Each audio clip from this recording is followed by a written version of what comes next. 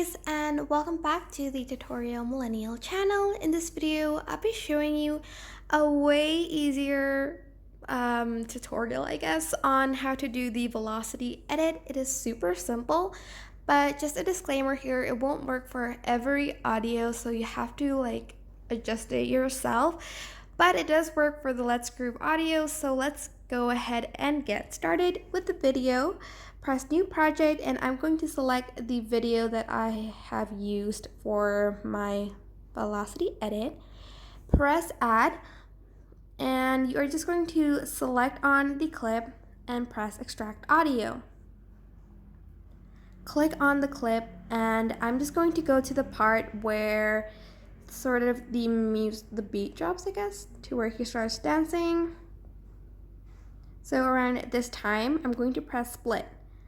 And then click on the clip. You have to click on it, go to style, and go and click dynamic light wave. And press the checkmark button. And that is it. As you can see, it'll create the velocity on its own. Super simple, but yeah, that is it. I hope this tutorial was helpful for you guys. Don't forget to like, comment, share, and also subscribe to this channel if you haven't done that.